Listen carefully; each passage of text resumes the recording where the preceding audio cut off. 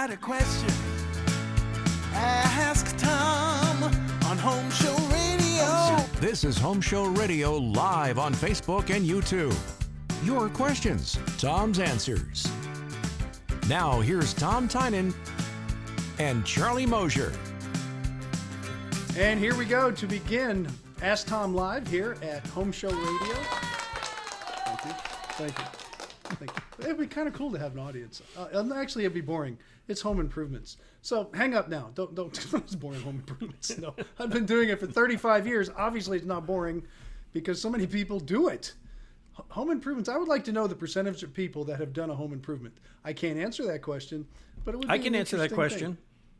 No, you can't. I can, and we're going to do it in the news in a minute. But anyway. Okay, well, I just struck a lucky chord there because I know we talked a little bit, but I had no idea that was part of it. It is. All right. So I guess maybe it is popular. We're going to find out in the news here in a second. But first, I got to tell you who I am. I'm Tom Tynan. I have been taking care of people's home improvement problems through answers on the radio for 34 years now, in the midst of my 34th year. Here mainly in the Houston area, across Texas too. But right now, as I get older, Houston is my home, and this is where we're concentrating all our radio efforts. Although with the internet today, you can listen anytime you want at homeshowradio.com. But I'm on live Saturday and Sunday, 9 to 12 on Saturday on Sports Radio 610. You can see right here behind me on my poster. And that's in Houston, Texas. And of course on Sunday, 8 to 11, same show, a little bit different time, but we do the same format. Basically talk to you about things you can do around your home. Now on Saturday, because I do homes inside and outside, but not the gardening part, doesn't mean I don't love to garden like everybody else. I'm one of those amateur gardeners that do it on the weekends. In fact, I was doing some planting today. But the fact of the matter is we have an expert, Danny Milliken, and all of his garden show pros on his show before me on Saturday from 7 to 9. So you have a whole package on the weekends. And you can listen. Charlie, you're going to help me with this. What website? Can they listen to Danny on both websites? Do they have to go to a different website for him?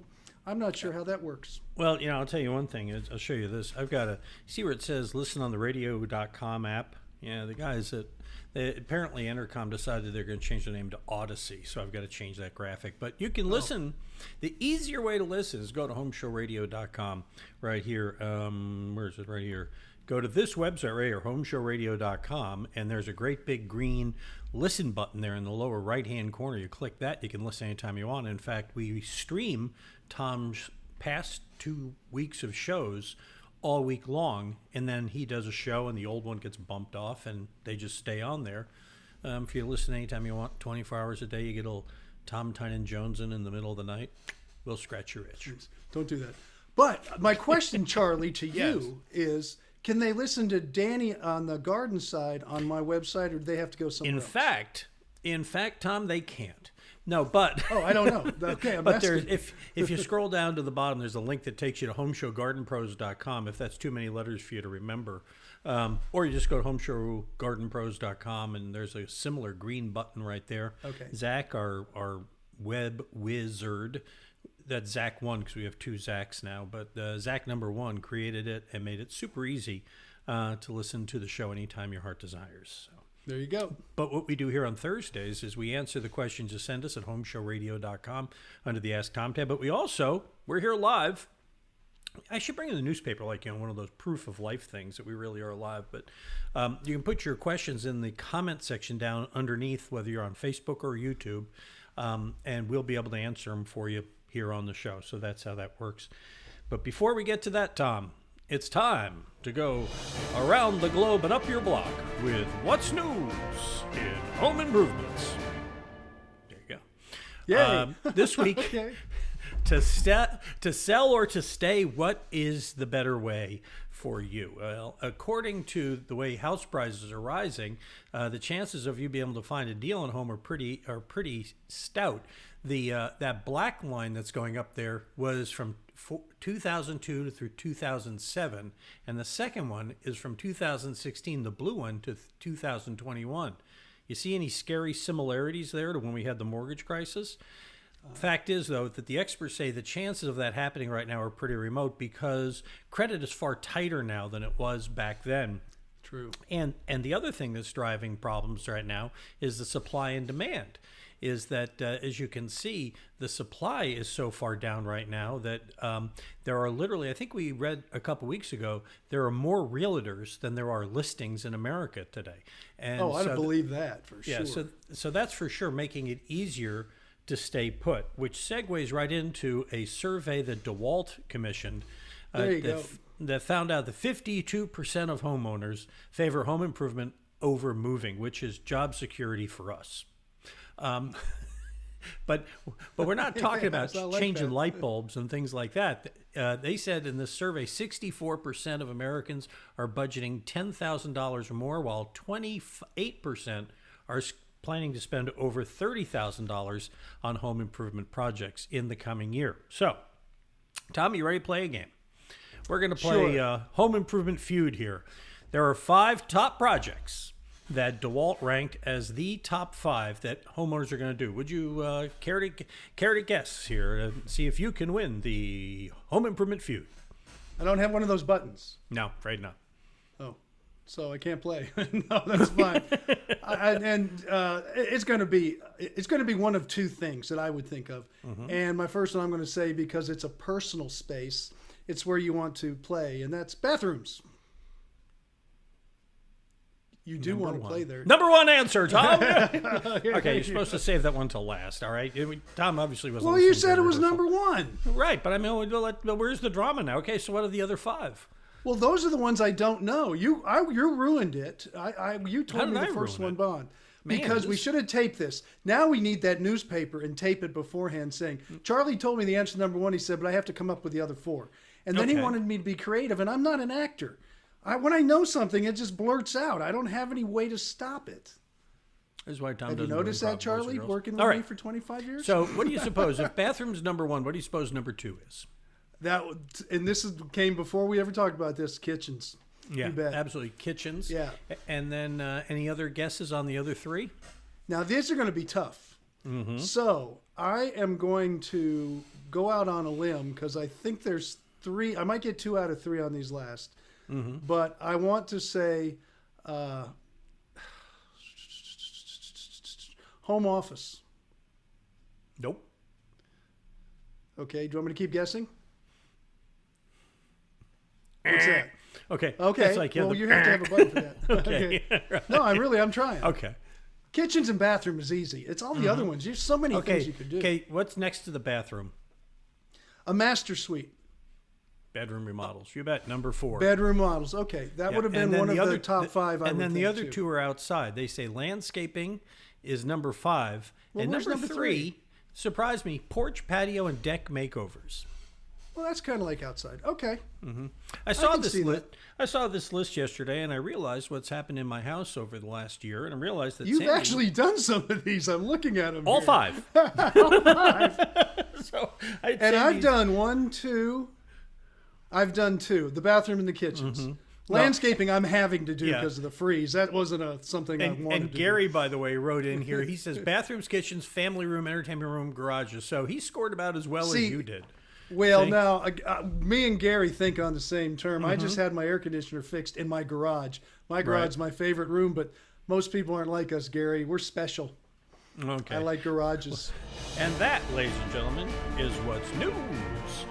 So we get back to the reason we're here, which, of course, is answering the questions you send us. And we got one in that Gary, in fact, sent in. He's from Maryland, and he wants to know if you've ever run across this situation, Tom. He says, my house is at the head of a cul-de-sac, and 120 volts comes from one side of the street, and the other 120 volts comes from the other side.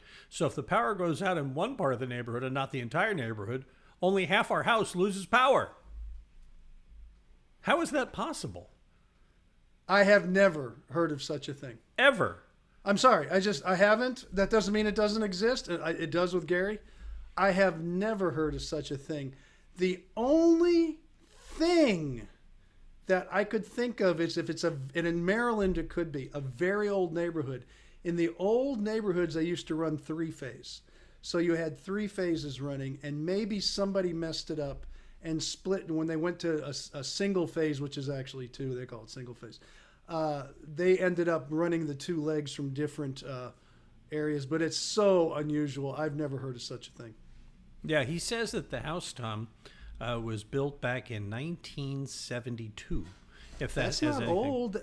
That shouldn't be that, because I'm talking in the 50s and 40s Yeah, when they started right. bringing electricity Yep. popular. What did they call that old wiring where they had the fabric wrapped and it went from one insulator to I another? like that. Okay, it's called knob and tube. Knob and tube. That's Okay, it. Right. and the reason they had knob and tube is because you had the neutral and the power line, and they had to be 6 feet apart. I'm stretching my arms out. 6 feet apart, because the only way they Hang could on a second, let me protect go to the people one from shot. touching. No, Yeah, still there you can't go. even get it in the one shot. Okay. No, but it's that way you couldn't touch both and get electrocuted. So that was how they had safety rules back then.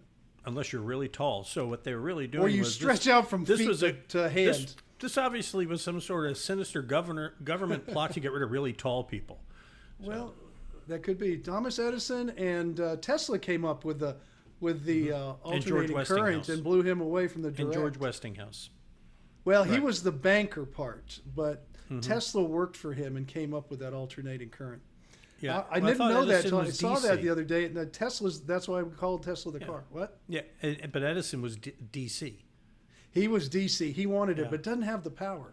Right. And so Westinghouse wanted to compete, didn't know what to do. Tesla worked for him, gave him this idea. Westinghouse kind of started to market it. And then, or maybe Tesla took off. I forgot. They got in a big argument about something. Right. But Tesla's the brain who was the helper, who everybody kept poo-pooing. You know what it was? Tesla worked for Edison and then went to Westinghouse to market his idea. That's what it Yeah, was. It's all coming Westinghouse was back the now. one that made the money because he convinced them to go alternating current. That's right. Yes. In fact, I was a couple weeks ago in Tiffin, Ohio. And fun fact, Tiffin, Ohio is one of the first cities that Edison wired for lights. I think that's right. Yeah, so I didn't Yeah, know and that. the first generator that they both fought over was Niagara Falls, to create enough power to light parts of cities. So that was like the big contract they both fought about, and it was all kinds of crazy stuff. But it's an interesting story how it all developed. Gary says that he doesn't have knob and tube. Of course, No, you I know don't. that, Gary. But he says 1972. It's a single meter and a single panel. This is really a curiosity. Yeah, I How don't know. Half of his house would go out and half wouldn't. All right, Gary. No, I understand how he's on two different Yeah. circuit with the power coming in. But I would call here we Yeah. have Center Point, but whoever your provider is, and say, hey, just give me a background on the story. I would just be curious. Well, the official answer from Home Show Radio is beats the hell out of us. No kidding. Okay. But hey, if your power's on, you know what, Charlie, think about it. We talk about generators. In fact, mine came on today. We had a little lightning storm on my house here, and you'd have to have two generators or two switches. They would have to switch from both different circuits coming in. Yeah. It would be a mess. Yeah, Gary, I tell you what, I don't know where exactly that is, but it's probably It's close to Washington D.C. It's Maryland. Maryland. Yeah, I don't know anybody in that area I can point him to either. So, No, all right. that one I don't. If you could just move down to Wilmington, I've got somebody down there who could help you. But it's a cool question, Gary. It is, Gary, I it actually is- will it- ask it is a people I know stumper. until somebody gives me an answer. Right. All right. Austin has written into us, Tom. He wants to know, how do you insulate old lath and plaster walls? I remember these. We had these in my house in New Hampshire when I was a kid. Yeah, but you would insulate them like anything the same way.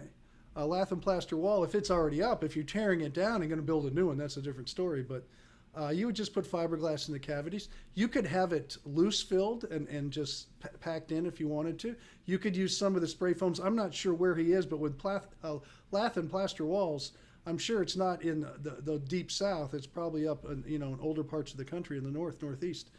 So I'm not sure where the question comes from, but maybe it is down here.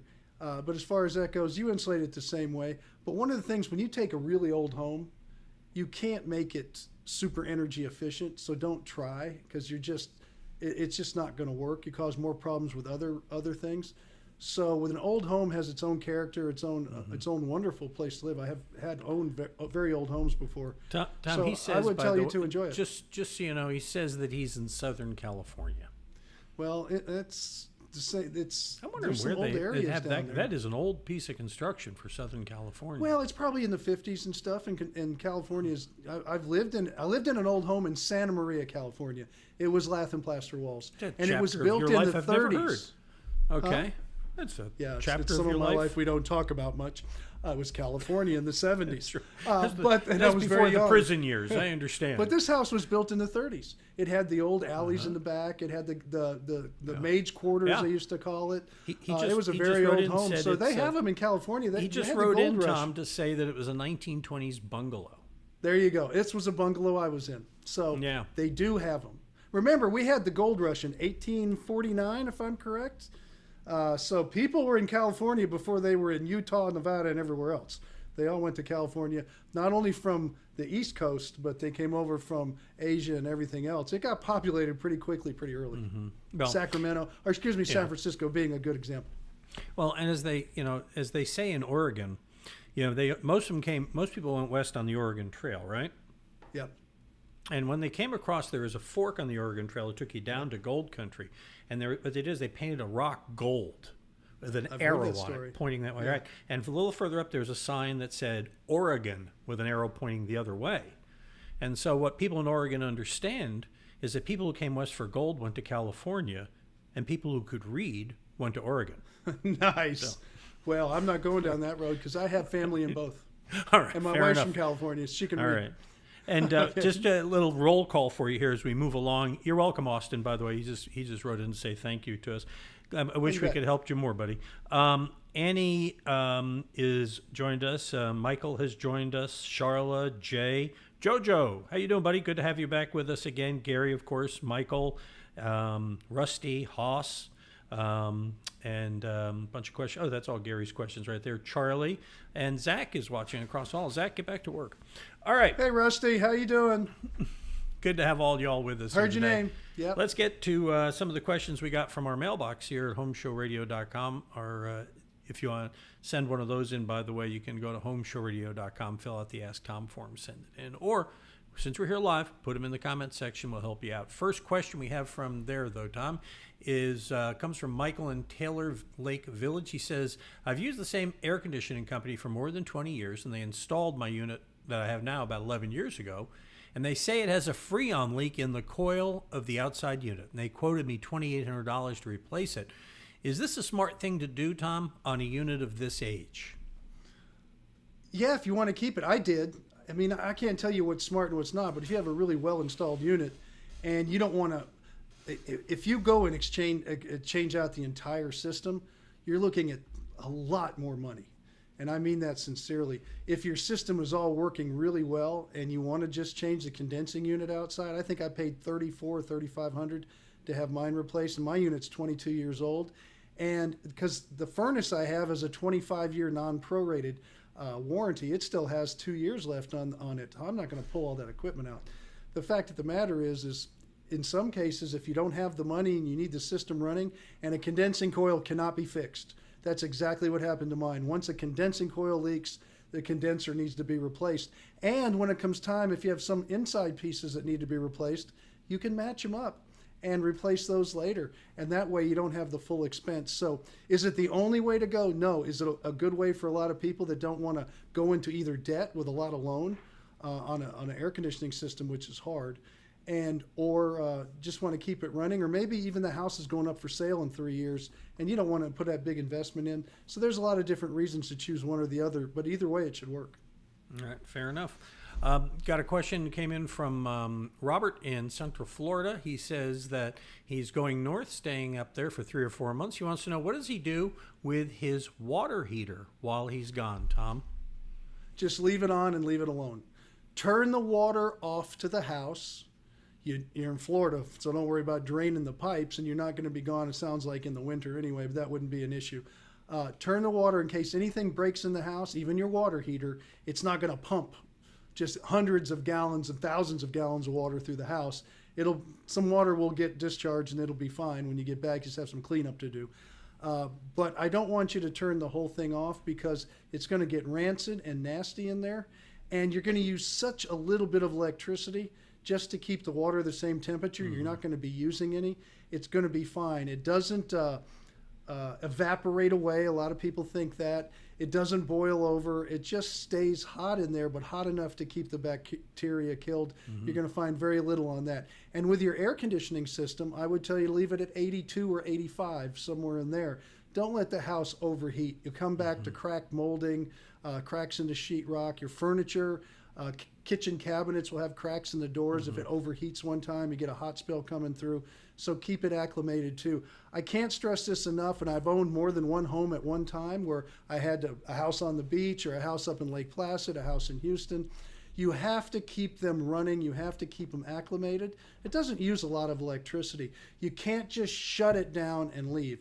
When you do that, you can come back to some real problems because a house, even though you're not there, it has to stay acclimated and things need to be used. It would be nice even if you could have someone come in and flush the toilets once in a while. That's your biggest thing, is the P-traps are gonna evaporate, and your bowl in your toilet's gonna evaporate. And you know what'll happen then? You get sewer gases in the house. So just even having someone come in once or twice a month, flush the toilets, run the water a minute, turn it back off, and leave. That's why people have caretakers for homes that they have as second homes. But at least leave the water heater alone. Just turn the pressure off to the house, and keep your air conditioning system set up in those lower 80s. It's a gas unit, by the way. He came back. That's fine. So even better. That's fine. Yeah, I actually we're it at is. power outage. Yeah. Yeah. All right. Another one for us here comes from Sam. He's over here in the energy corridor. That's part of Houston where I'm sitting. He says, I need to replace my hot water heater. Same topic. And was wondering if going tankless is a good idea. What are the pros and cons of doing that, Tom? Today, if you're building a new home, most of the people are going tankless. I know in my career, when I quit building about 5 years ago or so, everything we had done for 20 years was tankless for the new construction. To retrofit an older home, it can be rather pricey. You have to run in new gas lines that are bigger. You have venting issues you have to deal with, locations of where they are, electrical hookup in some cases, depending what kind of water heater you're getting, just to run the electronics in the water heater. So you have some issues that you have to bring several trades in to take care of. With today's tanked water heaters, and you'll find a lot of common sense plumbers will tell you this, it's just easier and less expensive, and they're super efficient, the tanked water heaters today. They keep improving them that you just put in and replace the tank, and your initial cost is going to be much less.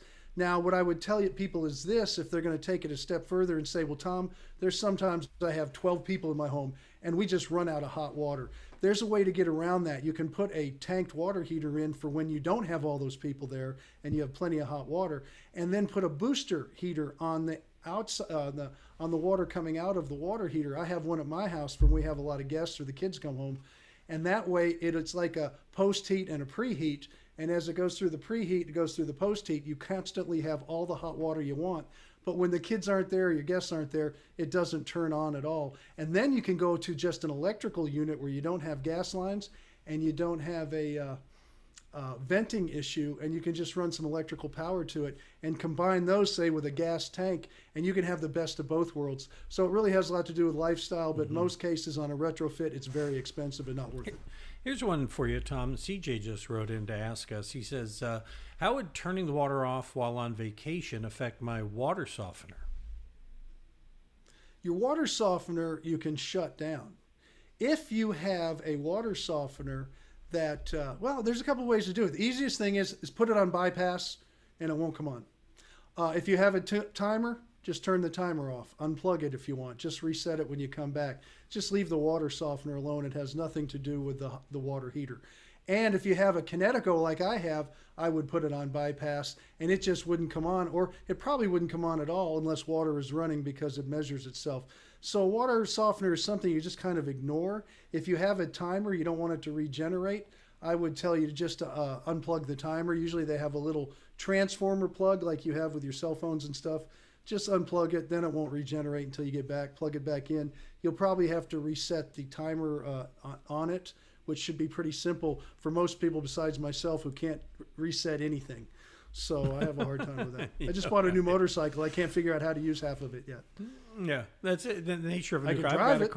I've been driving my car 2 years. I still don't know what the little red light means on the overhead. Hey, thanks for joining us today. A little roll call here. Delrina's with us. Gary, Craig, Patrick, CJ, of course, just talked to you about a question. Larry, Diana, And Rhonda, thank you all for being here with us. We're answering questions. You can put them in the bottom or hear more of the ones we got from Home Show Radio, like this one from Don. He says, I've been told that a fresh air system on an AC unit will pull air from the outside, and this is being done to bring in air to a tightly sealed house. My question, would that not also bring in hot air and make it harder to cool my home in the summertime, Tom? This is my favorite question of the day already. And I'll tell you why. Every home, especially, I don't care how tight your home is, you don't live in an igloo cooler, made here right outside of Houston, by the way. You don't live in that. If you did, you would die in about 18, 20 hours because you would have no fresh air and you would have no oxygen left.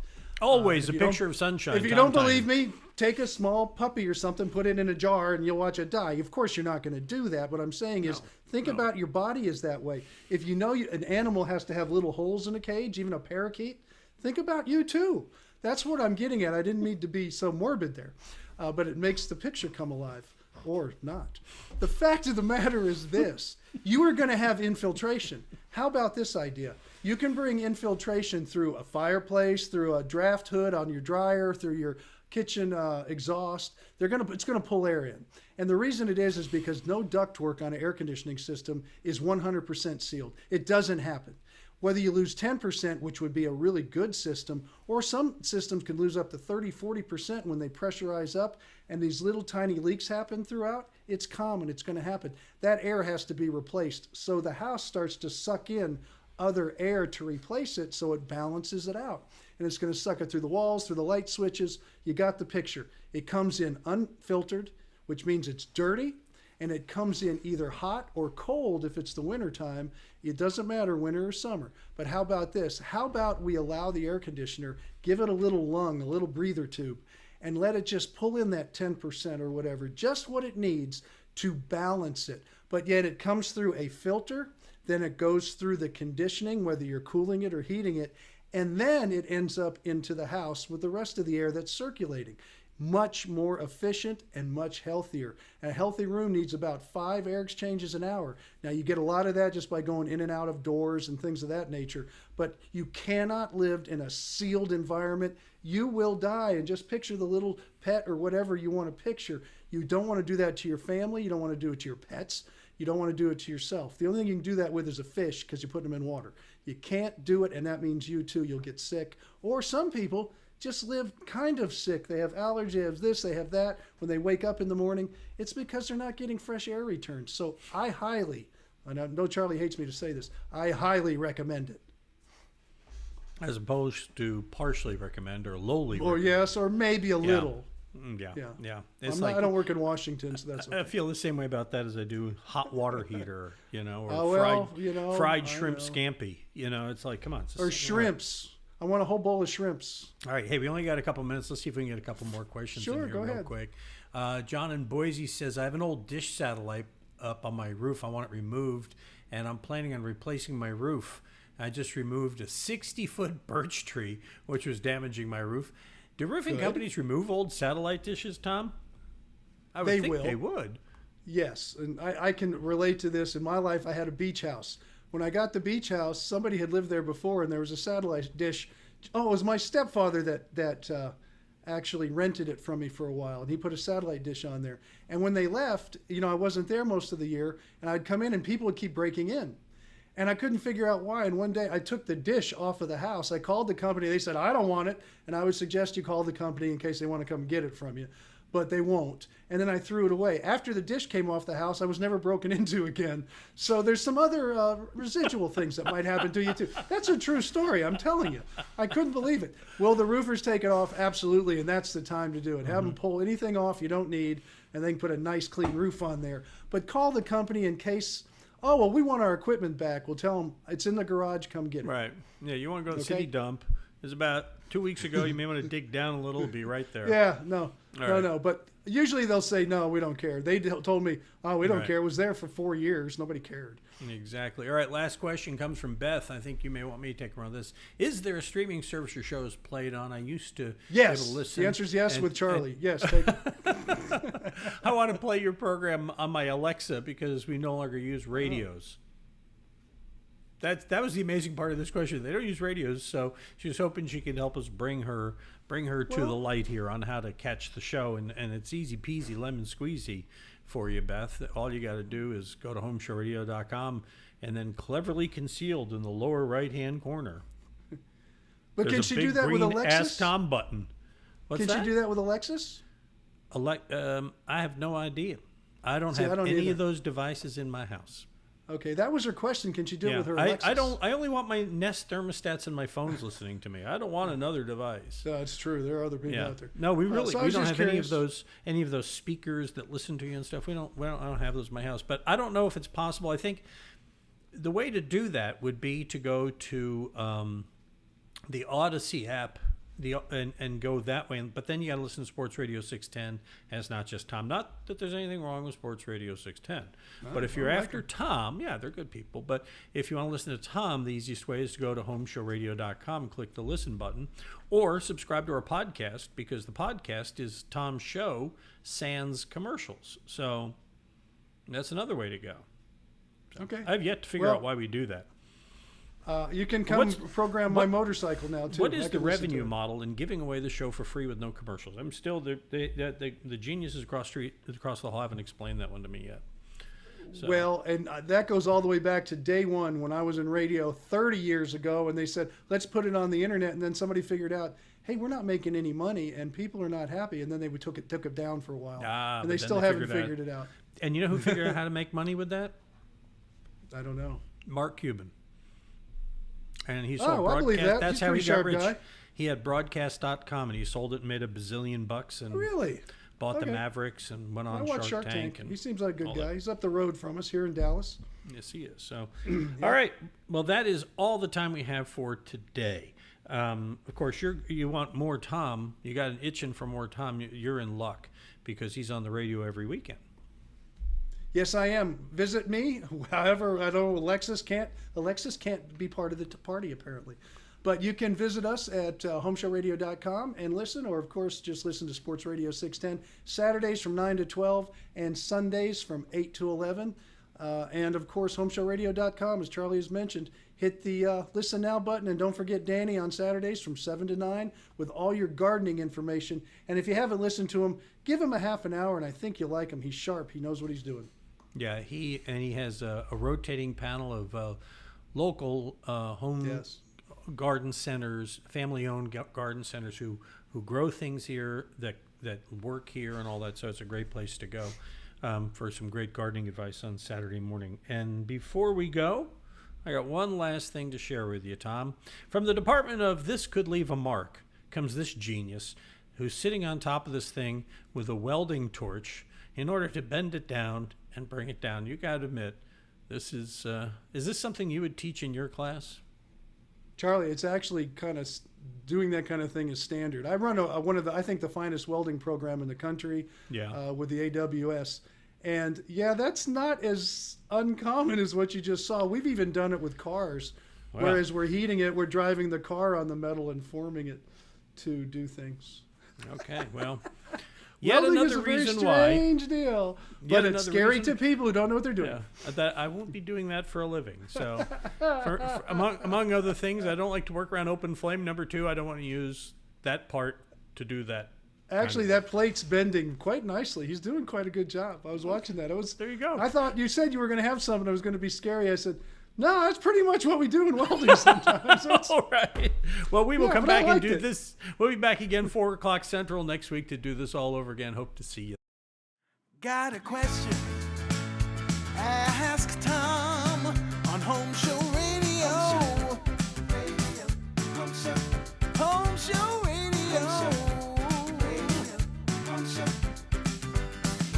Free advice from a pro who knows. Home Show Radio. Home Show